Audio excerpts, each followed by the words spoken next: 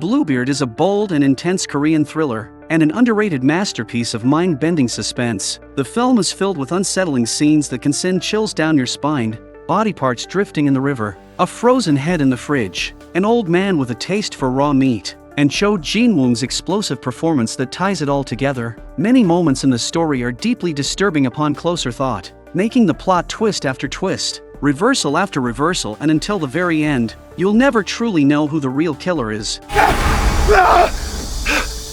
For over a decade, in a remote small town, gruesome murders have occurred from time to time, all with the same brutal methods. Yet every time, the killer leaves no trace, making it impossible for the police to act, and turning the case into a local mystery. Over time, people became used to it, no longer finding it shocking. The main character, Sung-hoon, faced the collapse of the hospital he had built due to poor management, and with no other choice, moved to the remote town to work as the head doctor at a small clinic. His lifestyle shifted from a luxurious apartment to a cramped rental room, yet he still found ways to enjoy the little things. At work, Sung-hoon got along well with his colleagues, but he never joined them for lunch, preferring instead to enjoy his solitude, often relaxing with a suspense novel. This puzzled his assistant, Mi-yeon. Why would the usually kind Dr. Byun seem so resistant to socializing during his free time?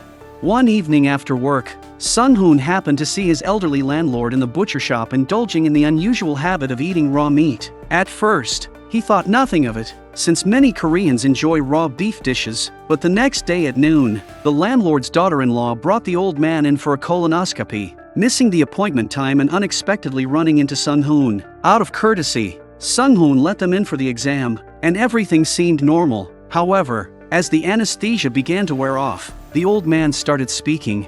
팔다리는 한람대교에 몸통은 동호대교에 그렇게 따로 버려 내년 4월까지는 떠오르지 않을 거야. 지문 걱정되면은 손가락 끝을 다 잘라서 따로. What he said was enough to make an ordinary person shiver and even consider calling the police. But Sung-hoon instead fell into thought, meeting the landlord's hazy gaze head-on. Later, the more he thought about it, the more uneasy he felt. He tried to calm his nerves with a glass of water, only to be distracted by the sudden ring of the phone. Just as he answered, a patient appeared out of nowhere, startling him again. After two such shocks in a row, Sung-hoon assumed he was simply overworked, so he didn't dwell on it. But soon after, the police discovered a gruesome murder case in town. The victim was a woman who had been decapitated, and her fingers had been removed, making it impossible to confirm her identity. The shadow of fear once again settled over the small town. On his day off, as Sung-hoon passed by his landlord's butcher shop, he couldn't help but take a glance inside. On a table, he spotted a black plastic bag.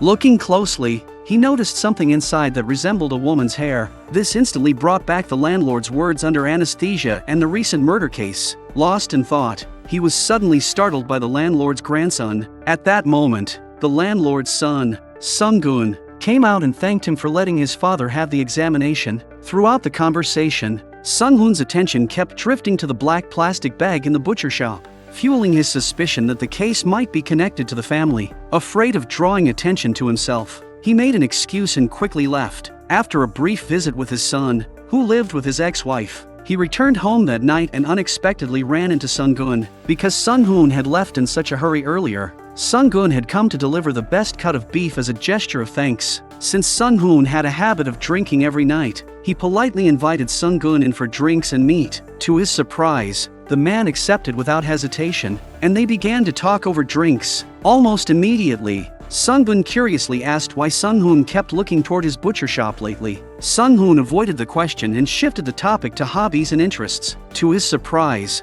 the burly Sung-hoon had a passion for philosophy, just as he himself loved mystery novels. After hearing about Sung-hoon's difficult past, Sung-hoon said he could relate. My ex-wife was from the Philippines, so my son has a mixed race appearance. Not long ago, after an argument, my ex-wife suddenly left without a trace, and that's when I found my current wife. But my current wife is far from easygoing, and I always end up having to deal with any problems that arise. Seeing that Sung-hoon seemed like an honest, straightforward man, Sung-hoon began to feel he had simply been overthinking, and he let go of his suspicions. When Sung-hoon's ex-wife came to discuss their son's custody, The two once again erupted into a heated argument. Sung-hoon felt that her temper was too quick and that she wasn't suited to raise their son. While she didn't want the boy living the kind of hard life Sung-hoon was enduring, their intense dispute drew the attention of other neighbors, and Sung-gun, as the landlord, came over to see what was going on. Sung-hoon explained, "I accidentally broke the bathroom glass." But when Sung-gun noticed the high heels on the floor and the messy clothes inside, he more or less understood what had happened, yet left while trying to hide his curiosity. After Sung-hoon's ex-wife stormed off, Sung-gun returned and offered to help repair the broken bathroom glass. Not only that, but he also took the opportunity to invite the frustrated Sung-hoon downstairs to his shop for drinks, saying, "After all, a man understands another man's troubles better." For this, Sung-hoon was grateful, feeling he had a caring landlord. After several rounds of drinks, the two were completely drunk and swaying unsteadily. Sung-gun said he would go get more alcohol but never came back. And when the groggy Sung-hoon stirred awake, he noticed the cold storage door in the butcher shop was open. At that moment, the landlord's old words came flooding back, and driven by curiosity, he quietly stepped into the cold storage. Looking around, he spotted the same black plastic bag he had seen before. As they say, alcohol gives courage to the timid. So with liquid bravery, he picked up the bag, and his first touch told him the thing inside was shaped like a head. He thought he knew what was inside, and to confirm his suspicion, he summoned his courage and opened the bag only to see. The chilling sight jolted Sung-hoon awake. It had all been a dream. After blacking out from too much drinking, he remembered nothing about the previous night, except that he had been drinking heavily with Sung-gun downstairs. Because of this, he was even late for work. Strangely, that morning Sung-gun called to ask, "Last night I drank too much and fell asleep, so I forgot to lock up the shop. And I didn't notice you going upstairs, but it seems like something is missing from the butcher shop. Did anyone else go in after you?" Sung-hoon denied it outright. Taking the chance, Sung-gun again asked him to give his father a priority injection, but oddly, the old landlord said some strange, cryptic things to him. 처음이라 힘들지. 처음엔 다 그래. 이게 또 하다 보면은 계속 오게 돼. It left Sung-hoon completely puzzled, thinking this family was getting stranger by the day, especially after sending the old man off. The elderly women in line began gossiping about them. That family is really odd. Both the old landlord's wife and Sung-gun's wife had disappeared without reason, yet the father and son reacted exactly the same. They made no effort to look for them. This sent a chill down Sung-hoon's spine, as he recalled the landlord's words under anesthesia, the black plastic bag, that terrifying dream, and Sung-gun's strange question earlier, coupled with the recent murder case. He formed a bold suspicion. Just then, the police came to the hospital to investigate clues, saying, "In the recent case of the headless female body found at a construction site, DNA and forensic tracing show the victim was a Southeast Asian woman. We suspect it might have been a crime of passion among the local foreign community. So we're here to review medical records." This detail strengthened Sung-hoon's suspicion, making him think the headless woman might be Sung-gun's ex-wife. Firmly believing this theory but unable to sleep at night, he found himself tormented, yet without evidence. He couldn't be certain of his judgment. While drinking water to calm his nerves, he suddenly noticed the freezer door slowly opening on its own, and right in front of his eyes was that black plastic bag. The sight terrified him. His mind went into chaos as he suddenly remembered that last night he might have entered the butcher shop's cold storage to take it. Could this be what Sung-gun claimed had gone missing? He could no longer tell reality from dreams. Sitting frozen all night, too afraid to go near the fridge, and even too scared to stay at home, he later used the excuse of boiler repairs to temporarily live at the hospital. Strangely, one night he gathered his courage to return home and immediately opened the fridge, only to find the black plastic bag gone. Only then did he confirm that he had been hallucinating earlier. But just as Sung-hoon breathed a sigh of relief, he heard the drip of water from the bathroom. Pulling open the shower curtain, he was confronted with the horrifying sight of the landlord and his son dismembering a body, the old man's skilled hands treating the victim as if butchering livestock. Sung-gun stepped forward to demand why Sung-hoon had secretly taken the head. And what followed was another shocking scene that jolted him awake. It had all been another nightmare. Still without the courage to return home, Sung-hoon decided to have a few drinks to help him sleep. On the way, he happened to see Sung-gun's son, the mixed-race boy, being bullied by a group of teens. Not wanting to get involved, Sung-hoon merely glanced over coldly before walking away, an act of indifference that completely crushed the boy's spirit. When he returned to the clinic, he caught his assistant, Mi-yeon, Stealing anesthetics. No wonder medical supplies and vaccines had mysteriously gone missing lately. She had been stealing them herself. Once caught, Mi-yeon broke down in tears, begging Sun-hoon not to expose her, saying that if he did, she would not only lose her job but could also end up in prison. Faced with an assistant who had always treated him well, Sun-hoon didn't make his stance clear. Instead, he told her to go home and rest. Thinking Sun-hoon still planned to report her, Mi-yeon reluctantly left. The next morning, she showed up for work as if nothing had happened. Feeling uneasy in the clinic, Sun-hoon decided to finally muster the courage to go home and confirm things. But when he arrived downstairs, he saw the butcher shop's door firmly shut with a sign reading, "Closed for 3 days due to personal reasons." Already suspicious, Sun-hoon glanced towards Sung-gun's delivery van parked nearby and noticed blood dripping from the back. A sense of dread washed over him. At that moment, he heard noise coming from the alley behind the shop. Following the sound, he found Sung-gun grinding meat, but his eyes quickly caught a black plastic bag on the table, with strands of hair sticking out that looked like a woman's long hair. Overcome with fear, Sung-hoon turned to run, but before he could get far, Sung-gun caught up to him and called out. To break the tension, Sung-hoon changed the subject, asking why the shop was closed. Sung-gun replied, "I had a quarrel with my wife, and she went back to her mother's place. I'm short on help, so I closed the shop for now." But this only made Sun-hoon shudder more, as the hair in that bag earlier now seemed even more like a woman's hair. Finding an excuse to leave quickly, Sun-hoon was once again stopped by Sung-gun, who asked him something.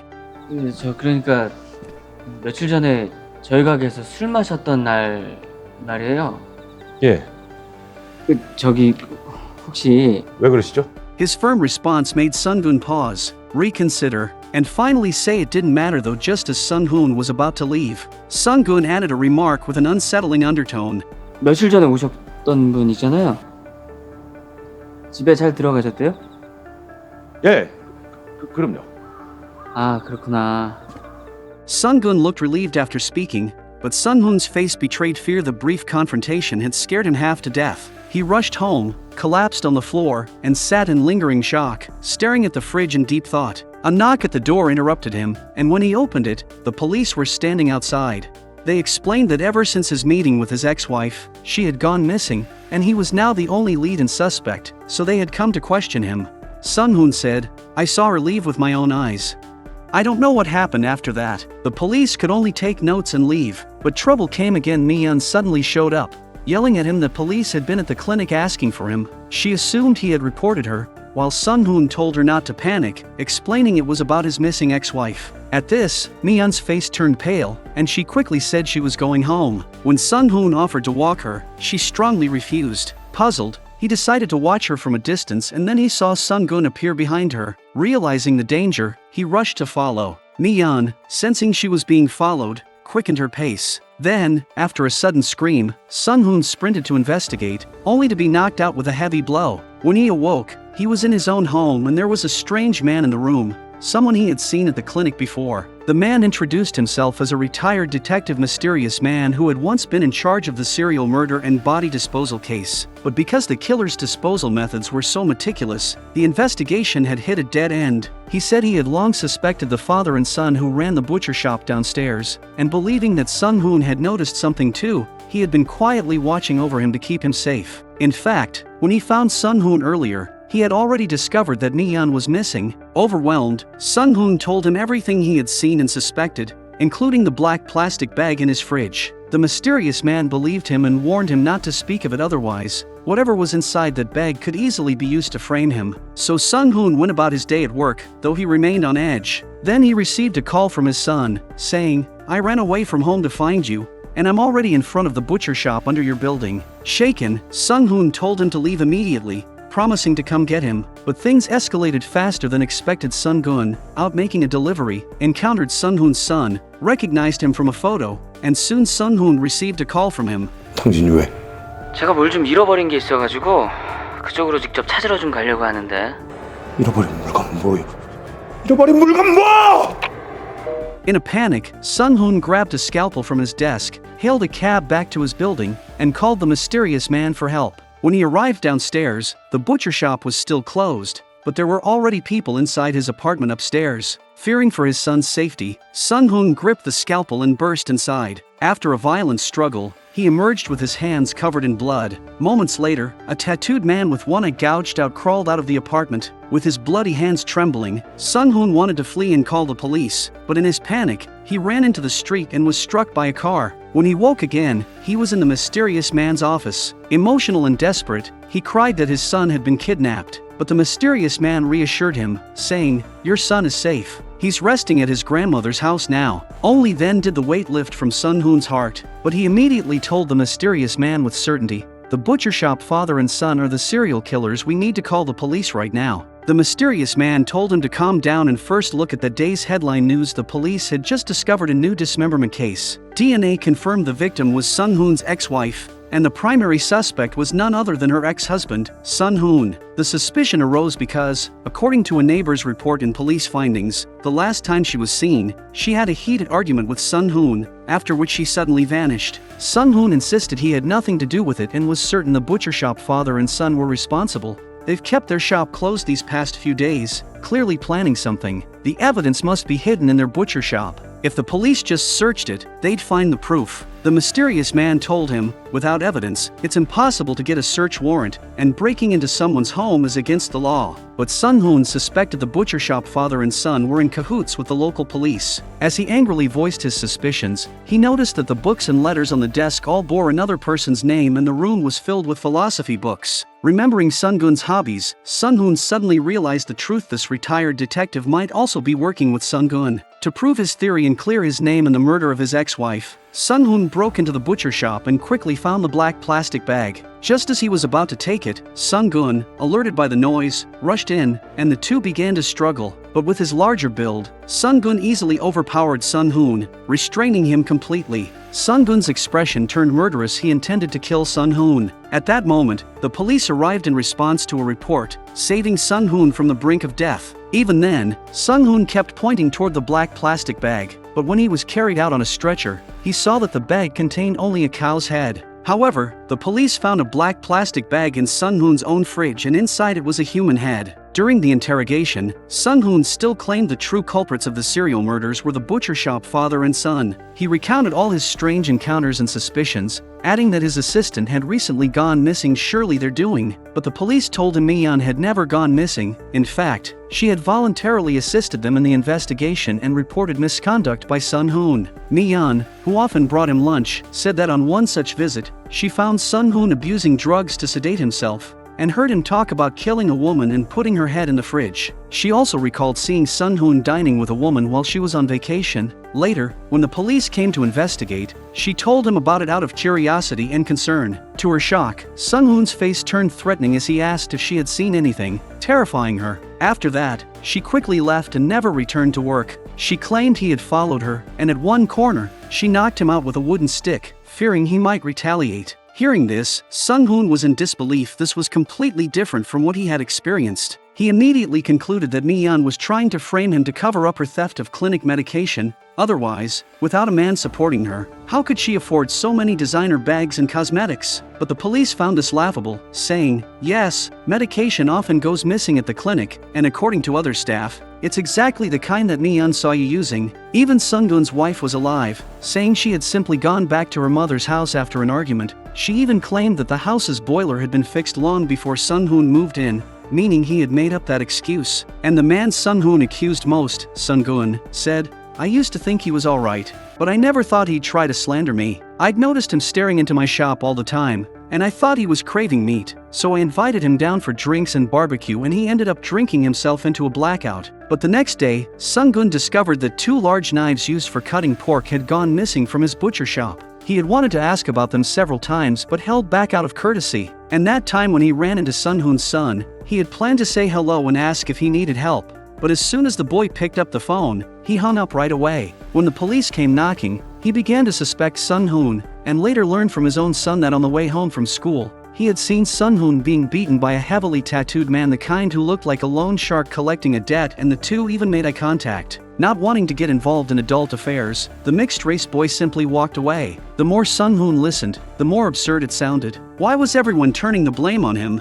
He was sure it was because he had uncovered their secrets and shames, so they were framing him. But the police, seeing how stubborn he was, brought out the most damning piece of evidence the head found in his home was that of a female loan shark boss. It turned out that when he started his business, the money he borrowed came from her, and the dismembered remains found in the Han River last month matched the DNA of the head in his fridge. The man he had stabbed in the eye was revealed under questioning to be her right-hand man. The enforcer testified, after the boss lent Sun Hoon money, he never repaid it. Since she often suffered from insomnia, she came to his clinic to get sedatives, using them to offset part of the interest. But strangely, one day she went there and never came back. 2 days later, I went looking for her and found her car still in the basement. From the surveillance in the car, I saw something shocking. Sun Hoon was moving a body. Judging from her disappearance, I was sure Sun Hoon had killed her. So I found his car, unlocked it, and pulled the footage proof that he had killed and disposed of the body. I didn't call the police. Instead, I used it to blackmail him for 200 million won in hush money,